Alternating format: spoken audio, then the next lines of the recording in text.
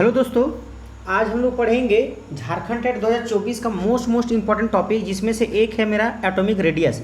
मैं झारखंड टेट के लिए, जो भी झारखंड टेट में बैठ रहे हैं कैंडिडेट, उसके लिए बहुत ही इंपॉर्टेंट केमिस्ट्री का टॉपिक मैं बताने जा रहा हूँ यूट्यूब पे, एकदम फ्री ऑफ कॉस्ट। तो ध्यान से देखिएगा और गारंटी है ट्रिक के साथ बताएंगे ताकि आप लोगों को बेनिफिट भी होगा, है ना, और ईजी वे में समझाएंगे। ठीक है, तो थोड़ा ध्यान से देखिएगा, भरोसा कीजिएगा।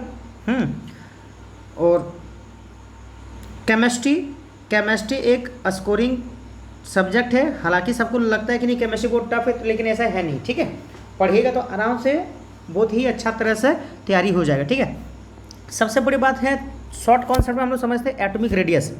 एटॉमिक रेडियस होता क्या है, एकदम टॉपिक खाली समझना है, एकदम समझ के शॉर्ट नोट्स बनाना है, बाकी कोई ज़्यादा टेंशन नहीं लेना है, पूरा लेक्चर रटना नहीं है। ठीक है, एटॉमिक रेडियस क्या होता है सबको पता है। अगर मान लेते हैं कोई एटम, अगर हम लोग कोई एटम ले ले, कोई भी एटम का अगर सेंटर पार्ट का बात किया जाए तो इसको हम लोग न्यूक्लियस बोलते हैं। इसको हम लोग क्या बोलते हैं, न्यूक्लियस। ठीक है, न्यूक्लियस मेरा है।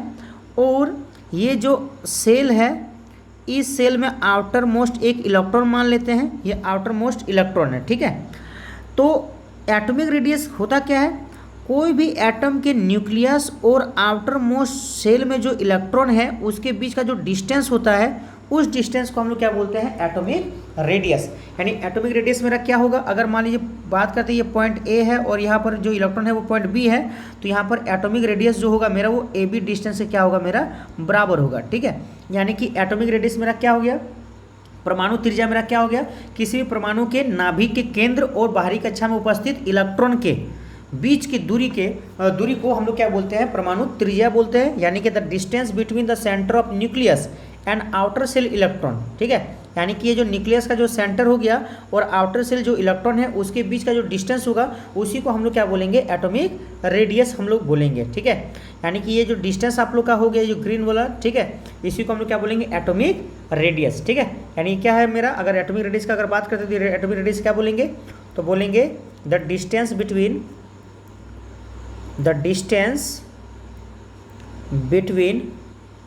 the center of nucleus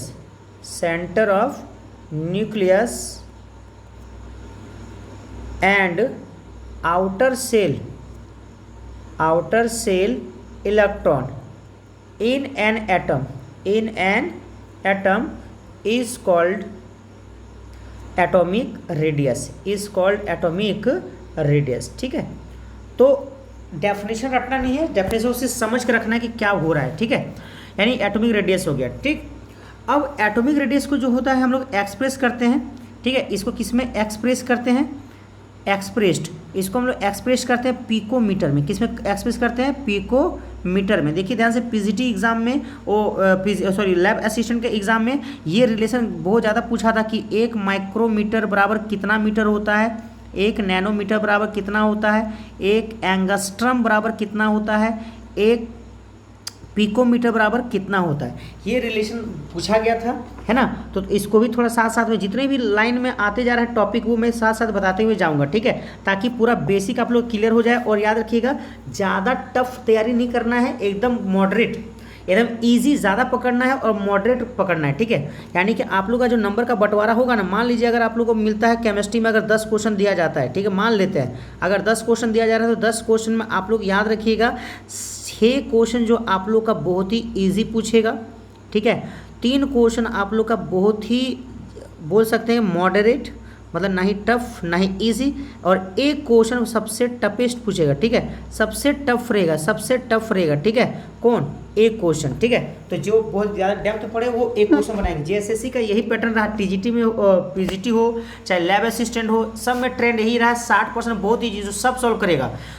जो उसके बाद जो हल्का सा नॉलेज रखता है मॉडरेट क्वेश्चन, वो 30% रहेगा, और 10% क्वेश्चन ऐसा रहेगा जो सबसे हार्डेस्ट होगा। हार्डेस्ट मतलब क्या, आप लोग को प्रेजेंस ऑफ माइंड बहुत ज़्यादा यूज़ करना पड़ेगा। ठीक है, तो कोई टेंशन नहीं लीजिए, डायरेक्ट देखिए, क्योंकि हम लगातार आप लोगों को क्या करते हैं, टॉपिक बाय टॉपिक हम बताते जाएंगे यूट्यूब में, एकदम फ्री ऑफ कॉस्ट। ध्यान रखिएगा, माइक्रोमीटर, 1 माइक्रोमीटर का जो वैल्यू होता है ना, आप लोग पढ़े होंगे, 1 माइक्रोमीटर का वैल्यू होता है 10⁻⁻6 मीटर।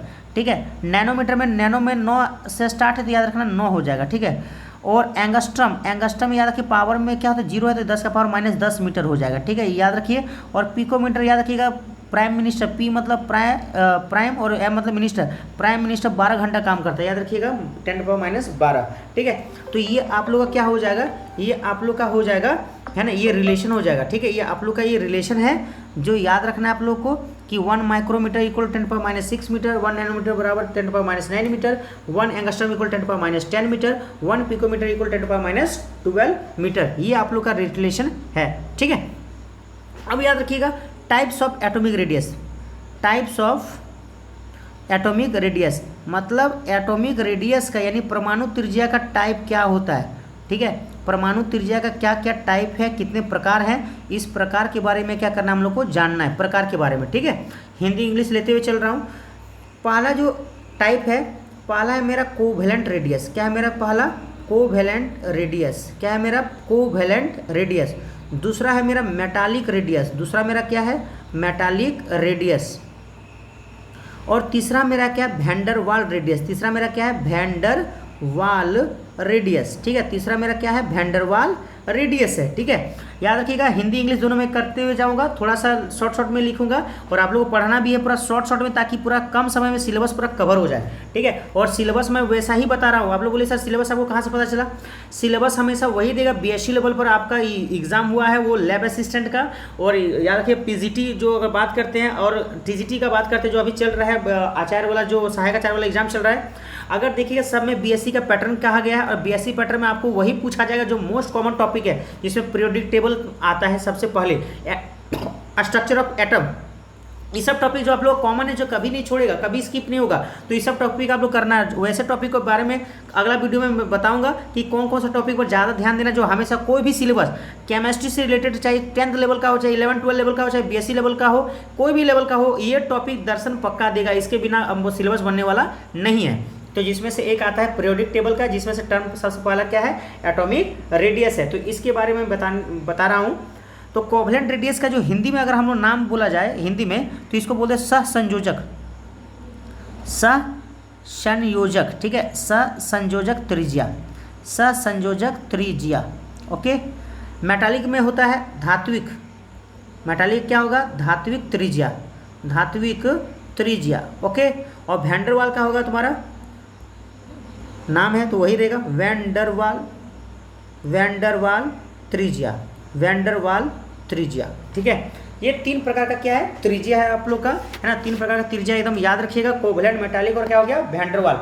आयनिक इसी में स्पेशल है, ठीक है। इसी तीनों का क्या है? एक स्पेशल कंडीशन है मेरा क्या? आयोनिक रेडियस, ठीक है। आयनिक रेडियस जिसको अलग से हम लोग क्या करेंगे? पढ़ेंगे। और प्राय जो एग्जाम में जो क्वेश्चन पूछा जाता है ना, तो इसी आयनिक रेडियस से आप लोग क्या किया जाता है? क्वेश्चन बहुत ज़्यादा ऑब्जेक्टिव बनता है, ठीक है। तो सब के बारे में हम लोग क्या करेंगे? बारी बारी से क्या करेंगे? हम लोग देखेंगे। आते हैं नेक्स्ट पेज में। नेक्स्ट पेज में हम लोग सबसे पहले डिस्कस करेंगे किसके बारे में? सबसे फर्स्ट हम लोग डिस्कस करेंगे कोवेलेंट रेडियस। क्या हम लोग डिस्कस करेंगे? कोवेलेंट रेडियस मेरा क्या होता है? व्हाट इज कोवेलेंट रेडियस, यानी सहसंयोजक त्रिज्या। सहसंयोजक त्रिज्या क्या है? सहसंयोजक त्रिज्या क्या है? इसके बारे में हम लोग क्या करेंगे? जानेंगे। कोवेलेंट रेडियस क्या होता है, सहसंयोजक त्रिज्या क्या है, ठीक है। याद रखिएगा, मान लीजिए कोई दो नॉन मेटल का एटम अगर कोवेलेंट बॉन्ड बनाया है, ठीक है। सबसे पहले याद रखिएगा यहाँ पर क्या क्या पॉइंट याद होना चाहिए इसके बारे में? 2 नॉन मेटल होना चाहिए। क्या होना चाहिए? 2 नॉन मेटल, हमेशा 2 नॉन मेटल होगा, यानी कि 2 अधातु आपस में क्या होगा? कंबाइन रहेगा।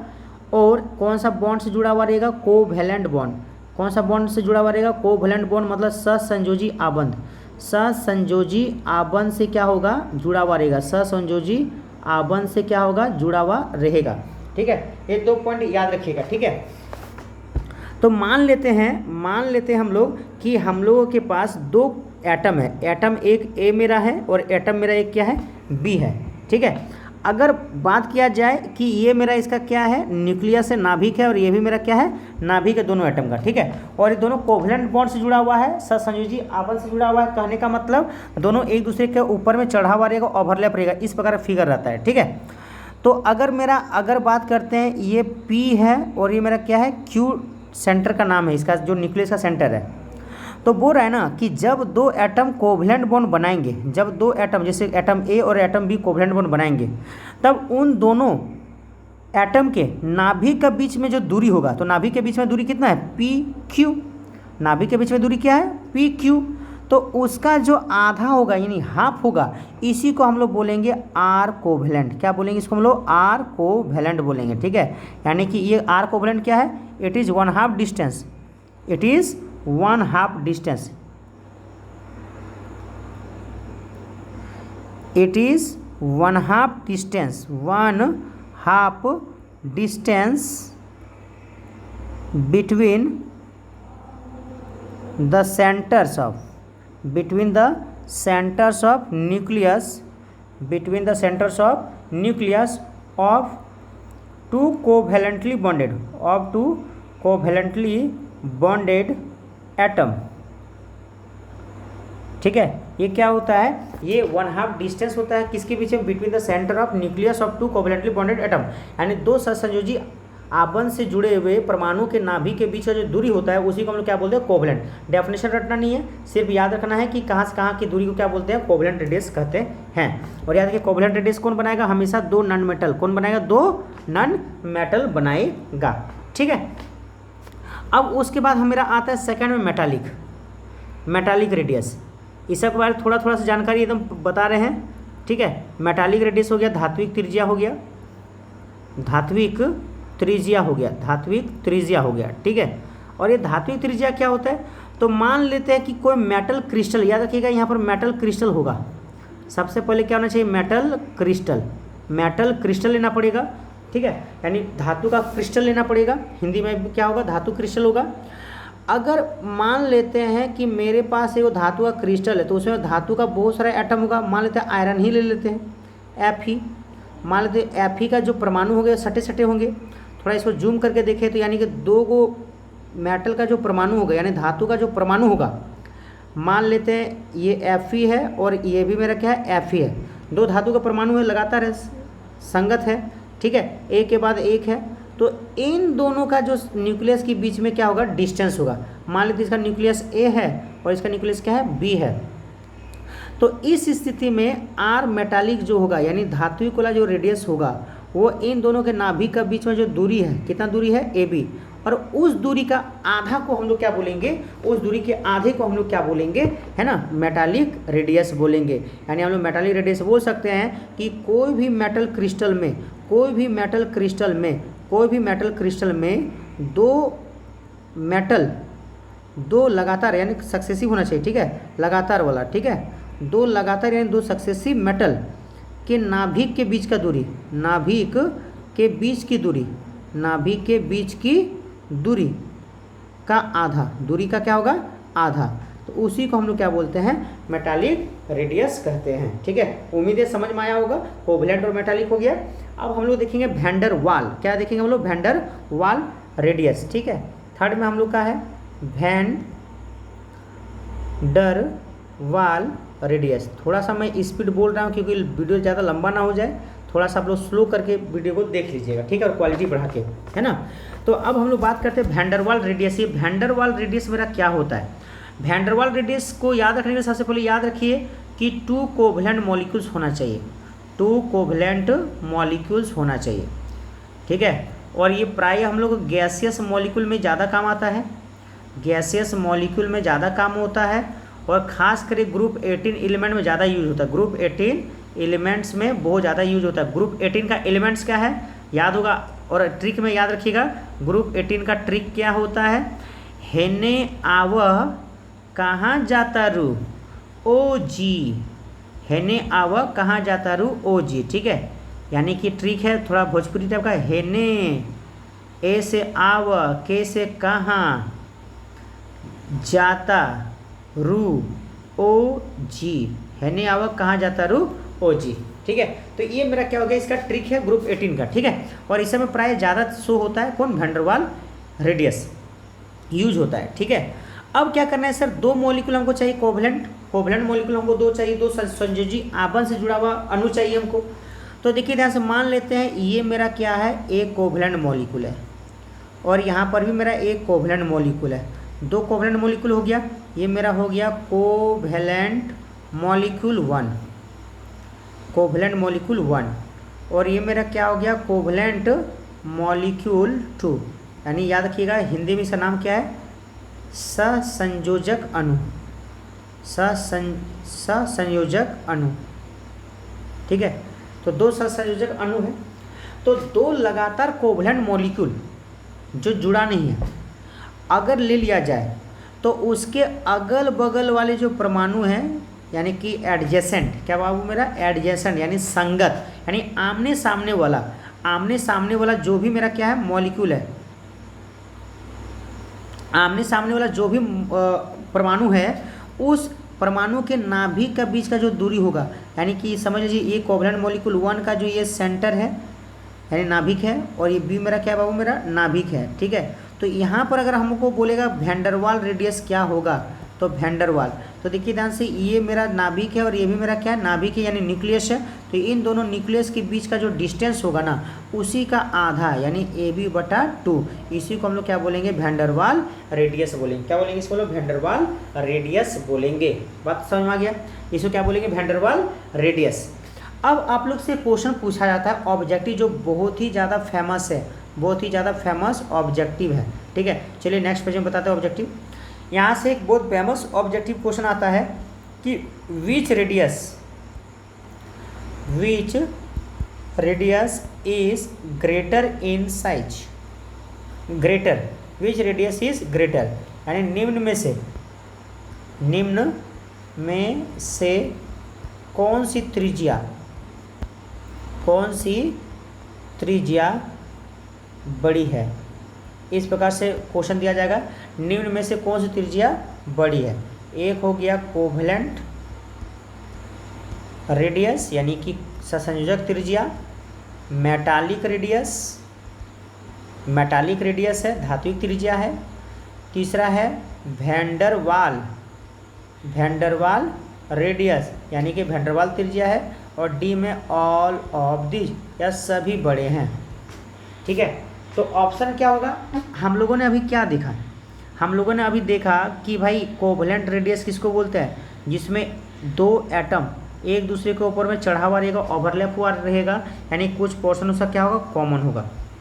लेकिन मेटालिक में हम लोग क्या देखे, दो मेटल का एटम सिर्फ जस्ट टच में रहेगा, एकदम टच में रहेगा, ठीक है। और वैंडरवाल में हम लोगों ने क्या देखा कि दो कोवलेंट मॉलिक्यूल रहेगा लेकिन बहुत दूर होगा, और उसके आमने सामने का जो परमाणु है उसके केंद्रों के बीच का जो दूरी होगा उसको हम लोग क्या बोलेंगे, वैंडरवाल रेडियस। और यहाँ पर क्या होगा मेरा, अगर ये बात करेंगे यहाँ पर हो गया मेरा वैंडरवाल रेडियस आर वैंडरवाल, और यहाँ पर दूरी मेरा हो गया क्या, आर मेटालिक, और इसके बीच का जो दूरी हो गया मेरा आर कोवलेंट, ठीक है। अगर आप लोग बात कर रहे और देखें तो देखिए ध्यान से यहाँ पर दो एटम ओवरलैप है, यानी कि ये कुछ भाग कॉमन है, मतलब यहाँ पर थोड़ा डिस्टेंस क्या होगा, कम होगा। लेकिन यहाँ पर दो एटम टच में है तो यानी डिस्टेंस यहाँ पर ज़्यादा होगा। लेकिन यहाँ पर बहुत दूर मॉलिक्यूल है तो यहाँ पर डिस्टेंस मेरा क्या होगा, बहुत ही ज़्यादा होगा। इस हिसाब से देखा जाए तो वैंडरवाल रेडियस मेरा क्या होगा, सबसे ज़्यादा बड़ा होगा। वैंडरवाल रेडियस मेरा सबसे ज़्यादा बड़ा होगा, एकदम कंफर्म, ये मेरा सबसे ज़्यादा बड़ा होगा, ठीक है ना। तो इसको याद करने का ट्रिक क्या है, एकदम याद करने का ट्रिक क्या है, हम बोले ना केमिस्ट्री में हम हर लाइन में हर कॉन्सेप्ट में हम ट्रिक दिया करेंगे ताकि आप लोग को याद रखने में क्या होगा, सुविधा होगा, ठीक है। तो रेडियस मेरा क्या है, 3 है, याद रखना है। कोवलेंट क्या है मेरा, कोवलेंट, फिर मेरा क्या है मेटालिक, फिर मेरा क्या है वैंडरवाल, ठीक है। तो कोवलेंट सबसे छोटा होता है, मेटालिक फिर बड़ा होता है, सबसे बड़ा मेरा क्या होता है, वैंडरवाल। तो याद रखिएगा सी से सबसे छोटा, सी से मेरा क्या होगा, छोटा। जब भी कोवलेंट आएगा तो कोवलेंट का पहला अक्षर सी है, सी से क्या होगा, छोटा। और भी है वैंडरवाल से क्या होगा, भी से बड़ा, क्या होगा, बड़ा मतलब बड़ा, ठीक है, बड़ा होगा। और एम से मेटालिक से क्या होगा, मीडियम हमेशा क्या होता है, बीच में होता है, ठीक है, क्या हो गया, मीडियम। तो ये तुरंत याद हो जाएगा आप लोग का, अगर नहीं तो याद रखिएगा कि वैंडरवाल में नाम बहुत बड़ा है, इसलिए मेरा ये क्या होगा, सबसे बड़ा होगा। क्या होगा मेरा, सबसे बड़ा होगा। और कोवलेंट में डिजिट मेरा क्या है, 2 4 6 2 8, यहाँ पर भी 2 4 6, ठीक है, कोई बात नहीं। वैंडरवाल मेरा सबसे बड़ा, सबसे अच्छा ट्रिक है सी से छोटा, वी से बड़ा और एम से मीडियम, काम खत्म। यानी कि आपका क्या होगा, अरेंज हो जाएगा। तो ये ऑब्जेक्टिव आप लोग का क्लियर हो जाएगा, ठीक है। तो ये था मेरा क्या, टाइप ऑफ एटॉमिक रेडियस, यानी एटॉमिक रेडियस हम लोगों ने देखा और टाइप ऑफ एटॉमिक रेडियस हम लोगों ने देखा, ठीक है। और इसका ऑब्जेक्टिव जो बन सकता है, इस प्रकार का क्वेश्चन में मात्र एक ऑब्जेक्टिव बहुत ज़्यादा फेमस है जो प्राय पूछा जाता है, बहुत इंपॉर्टेंट है, ठीक है। अब अगले वीडियो में हम लोग देखेंगे आयनिक रेडियस, एकदम उसको स्पेशली पढ़ेंगे, ठीक है। आयनिक रेडियस का हम लोग क्या करेंगे, स्पेशली पढ़ेंगे आयनिक रेडियस, और ये रेडियस का ऑब्जेक्टिव ठीक है, ऑब्जेक्टिव गारंटी पूछेगा, 100% इसका ऑब्जेक्टिव पूछेगा। आज तक का कोई एग्जाम नहीं है जिसमें मैक्सिमम इसको नहीं पूछा है, एकदम एक क्वेश्चन यहाँ से गारंटी रहता है। केमिस्ट्री का अगर एग्जाम हो और एक क्वेश्चन यहाँ से ना पूछे, ऐसा हो नहीं सकता है, एक क्वेश्चन यहाँ से आपका गारंटी रहेगा, ठीक है। तो एकदम लगातार यूट्यूब में हम रेगुलर वीडियो डालते जाएंगे। प्लीज़ मेरा चैनल को सब्सक्राइब कर लीजिएगा और वीडियो को शेयर कीजिएगा, और अधिक से अधिक क्या कीजिए, वीडियो के माध्यम से प्रैक्टिस कीजिए, ठीक है। मिलते हैं नेक्स्ट वीडियो में, तब तक के लिए बाय।